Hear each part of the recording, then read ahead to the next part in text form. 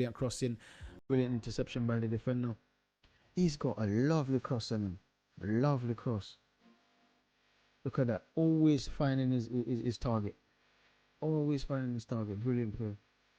He's very. Look at that cross. Went for about. Oh, we saw that. I know we saw that tech. Let's rewind that a bit. Let's rewind that a bit. Hi guys, welcome back to Rob's Arsenal recap, and in this video we're just gonna take a look at Alexander Barr. I see in the papers today that we're getting linked with this player, and with only a day left of the transfer window, it's time for us to get something done, whether it's a right back, whether it's a right winger, or whether it's a striker. We need to get something done because I really believe that we're lacking in a few areas. However, I'm quite happy if I see at least one more player to show up this team, because we see we got Timber got injured, and now we're left short at the back in terms of what Arteta really wants to do. Arteta is not going to get Timber and basically now not replace him when he gets injured. So I believe that potentially we might get this Alexander Barr, as we see him linked from a few newspaper articles. And ideally I wanted Kudus, but now we see Kudus went to West Ham, and now Ansu Fati is going to Brighton. So I don't know what Arsenal is going to do. I don't know what Arteta is planning. I don't know what Edu is planning. I know we're going to try to get rid of a few players, Tavares and such. I don't mind that. I want him to go anyways. Lokonga, all these players, I want him to go because they're not beneficial for the squad. They're not even squad players. They're in the reserves. They're no competition to the current players that's in the squad right now, so they can just go.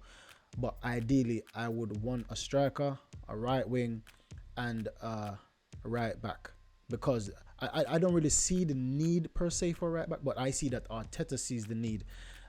So if he sees the need, with the system or the formation he's trying to play, I want us to get one just to cover that basis until Timber gets back, because Timber could be out for the whole season, and potentially that player could play other position when Timber comes back, even though Timber can play multiple position. So Saka, I want us to get a right wing, because I believe Saka, I've said before that Saka is going to be like the Messi for us in terms of he plays almost all the matches, but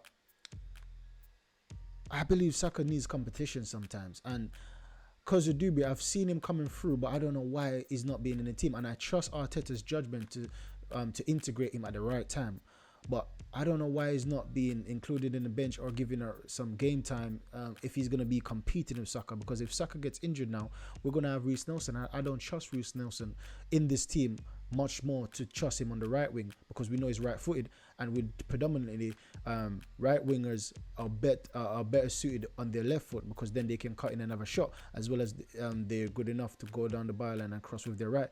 With Reece Nelson, he's not good on his left foot. So ideally I want a next right winger. However, if Kozudube gets integrated in the team, I'm kind of okay with that, because then Saka can will have more game time to become better, and Saka's got a great injury record, so I'm not really concerned about injuries. So hopefully we can see Arsenal go into the market and get at least a player before tomorrow's deadline. So for last season, we see him play in the two tournaments, which is the Portuguese League and the Champions League. So in the Champions League, he got 8 appearances, having 657 minutes, not scoring in a goal, getting 2 assists, 1 yellow card, and having a shot per game at 0.3. The passing success is 81.7%, and aerial duels is 0.8. And he's having, in those 8 matches, he's having an average rating of 7.17, which is very good. That rating is very good when you compare it to other players. When you compare it to the competition, UEFA Champions League is no joke. I've been playing against world-class players, because only the best teams, only the best players makes it into the Champions League. And to be playing at right back with all these, or right wing back in some cases, with playing against all these brilliant attackers, brilliant left wingers, it's no joke. So, but I believe that he's potentially a great player, and he's already have Champions League experience. It might be just 8.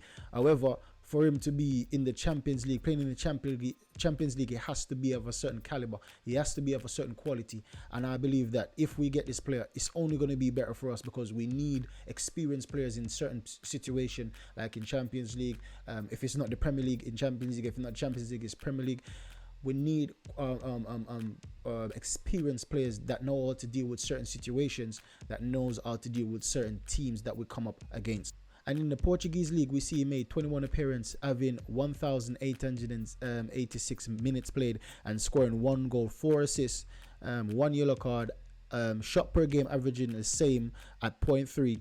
Passing success is roughly the same, 81.5%, and aerial duels won is 1.3. And he's having an average rating at 7.11. Now, once again, the average rating for having 21 match played, the average rating of 7.11 or 7.11 is very, very good. It's above average, because once again, the Portuguese league is not the best league. However, they've got some very good attacking players. They're not so brilliant at defending, but the attacking play over the Portuguese league is very, very, very brilliant. And when you're comparing a defender, have to go against these brilliant attacking players, attacking-minded players, you have to give him credit for having an average rating for in those 21 matches of 7.11. He has to be very good at reading plays, at reading how these attackers will attack, because these attackers in the these Portuguese attackers, when we compare Cristiano Ronaldo, when we think about even Vieira for us, when we think about Bernardo Silva, when we think about all these technical when we think about Bruno Fernandes, all these players, most of the Portuguese players are technical. Even defenders, they're more technical than defensive. So for this player to be averaging a 7.11 rating in spite of these defenders that he's facing, for me is a very good look for this player. The assists could be better. However, depending on the match situation, we can't really assess these 21 matches, because it could be a different situation where the team wants him to sit for a particular reason or things like that. However, I believe that the pass accuracy is very good, and his aerial duel could be better. However, it's not the worst I've seen for a right back. So that's his stats. He's not a bad player. Judging from his stats, I can see that he's not a bad player. So we're just going to watch some highlights of him in his match against Benfica as a Denmark international. So we see him in attacking mid, right? Having a shot and goal. Well, he scored. Having a shot on his left foot, scoring on his left peg. We see him going down the byline, setting up that goal. Now, to have a shot on your left foot as a right back, cutting inside, playing that attacking mid, in that attacking mid position, having a shot and scoring on your left foot, he has a very good shot ability, and that stat that I saw before, it should have been better, to be fair. Having that ability, I'm surprised at his shot per 90 was not more, because it takes a different kind of player to be in that position, to have that confidence to go in that position and taking shots on goal and scoring in the first place. So, and the next clip, we saw him run down the byline, putting a crossing. So we see that it's not like Ben White. From the first few seconds of this clip, I can see that is a different type of player from Ben White. We see that Ben White took a period of time to integrate into the team as that right back that can go down the byline and cross in. But we already see that this player Bar is already suited for that role. So with just the first few clips, I can see that if we get this player, Arteta is going to potentially go back to the old system that we had last season. Because last season we see Ben White always down the wing supporting Saka. We see Zinchenko inverting a lot. So just if we get a player like this playing on the right wing, then I believe that we'll go back to what last season was, which is and potentially better support for Saka, because he looks more technical than Ben White going forward. We see him got hacked down, winning a penalty. Now you see his defensive capabilities, very good tracking back and very good at crossing. You see that nice low cross that would be Nketiah there for a tap in. Very good shot on his left foot. He's a very good player. with his left foot. Nice, brilliant crossing right on the defender's head. We needed a right back like this for a very long time. However, when we got Ben White, I think we were satisfied because we saw that Ben White he could improve and he could get better. But we've needed a right back like this for a very, very long time that could ping ball in. And that's the thing that we now have. Havertz will arrive in the box late, and if we've got a very good right back that's got very good passing accuracy, then he can always pick Ben White out. And we know that Saka sometimes will look for Ben White in matches. But if we got that right back, Saka is pulling in that left back infield, and we got that right back going down the wing, crossing in for Havertz coming in, or Nketiah tapping in, or Gabriel J tapping in. This gives us more of a dynamic play going forward, not just this passing and movement, but we can actually cross ball in, and the efficiency would be better than just hoping, kicking and hoping. That's what we do most times, crossing and hoping someone will get to the end of it. But if we have a player like this crossing in with this kind of accuracy, and we have Nketiah, Gabriel J, or Havertz coming in, or even Odegaard arriving late, then this will give us a lot of more opportunities, because Ben White is very good going forward, but it hasn't got that passing accuracy like Trent does. And based off this, how I see this player, look, it is not. I won't compare him to Trent as yet. However, I can see that he has the ability, like what Trent does for Liverpool. Not the same kind of level, however, the same ability that he can whip balls in first time, low, high, wherever that striker needs it or that attacking player needs it for it to be. He can whip it in and potentially give us a better chance to score. And he's very good on the front foot. We can see him intercepting a lot. That shows that he's very good on the front foot. He's very good at starting out the blocks. So we see him get the ball. He's very confident taking on players, not shying from the ball, not just getting it and passing. Brilliant play. He has to get fouled down there, cutting in, looking for the cross. Bang, shot blocked. Look at the positions. Look at the positions he picks up.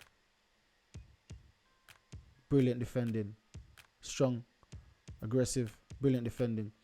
We see he's not scared, and this is how we see Timber plays as well. He's not scared to be aggressive. He's not scared to be on the ball, taking on players as a defender. Brilliant, absolute brilliant. Once again, brilliant on the front foot, getting forward, intercepting that ball. Brilliant defending. Brilliant interception. We see this player looks very good to me. He has to draw the foul, and he's quite tall as well. For a right back, he's quite tall. Brilliant cross. That's the cross and accuracy I'm talking about. With Havertz in that position, we can get a lot of goals, a lot of success down that we can get this season. Brilliant crossing, brilliant interception by the defender. He's got a lovely cross on him. Lovely cross. Look at that. Always finding his target. Always finding his target. Brilliant play. Unlucky.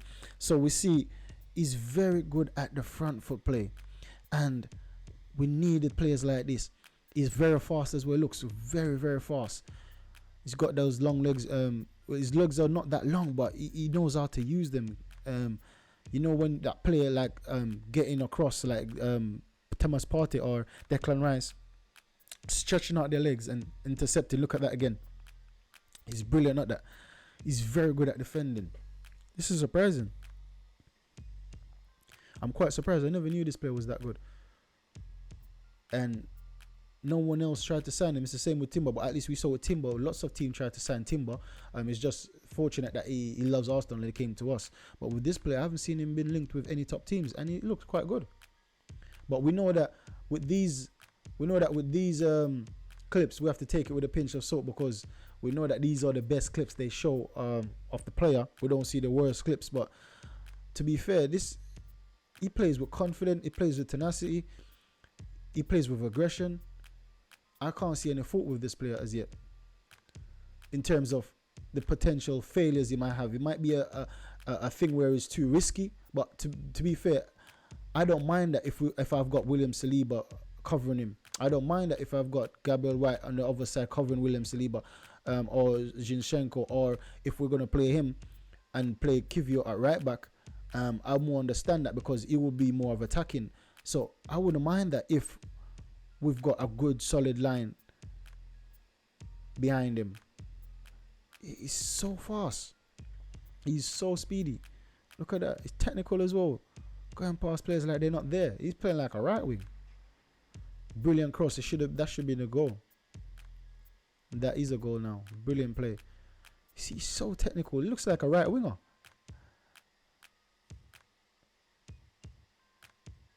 Unlucky. He's very. Look at that cross. Went for about. Oh, we saw that. I know we saw that tech. Let's rewind that a bit. Let's rewind that a bit. Ooh. Let's go back. That's too good to let's look. Whoa. And the quick feet he has to just flick it past the player. You pull the player up, get him standing on front foot. Then you just, that's technical. That's technical brilliance. I believe he's a very good player. Why am I only just seeing we getting linked with players like this and he's 25? But the thing is that it could be a late bloomer. That's the thing. It could be a late bloomer. Because I haven't really heard much of him before we've been linked with him today. I haven't really heard much of this player. I've seen Benfica's matches, a few of them, but I've never really noticed him. Brilliant play. Brilliant play. He looks great. He looks like a player. So that's the highlights we have on this player. And so far, based off the stats are not it's not everything, right? Sometimes you need an eye test because the stats based off the way the manager wants to play, based off a lot of scenario, lots of variation, a lot of nuances. The stats may lie, right? But the eye test doesn't lie, and I can see a quality player in there. If he's got a brilliant manager like my manager, the best manager in the world in a few years' time, Arteta. If he's got a manager like Arteta pulling his strings, bringing out his full potential, he can be one of the best right back in the world because I can see the potential. He's got pace, he's got power, he's got aggression, he's got technical ability, he's got everything as a modern right back or a modern wing back to be very special in the league. And potentially I can see him being inverted, because if he's that comfortable on the ball, I don't believe he will have no problem playing in midfield. And I would love a player like that to be. If Arteta want to try this player being inverted, I have no issues because he's got the speed to come back. If he loses the ball in midfield, he's got the speed to trap back and basically defend the goal. However, Partey does not have the speed to come back and defend. So that's the only reason why I would say that Partey, I would not want him inverted in most matches. I don't mind certain matches that set up with low blocks, but in most matches, I don't want to see Partey right back because he can't get back quick enough after there's a loss of the ball in midfield. He won't get back quick enough to defend the goal. But this player, he looks awesome. So one day to go. What is Arsenal going to do? What do we believe Arteta is thinking right now? Are we going to get a right wing off to cover Saka? Are we going to get a striker? Or are we going to get a right back to cover Timber? Leave your opinions in the comment box below. Make sure you like, subscribe, and share. And tell me what you think about this potential signing. Catch you in the next video, guys. Goodbye.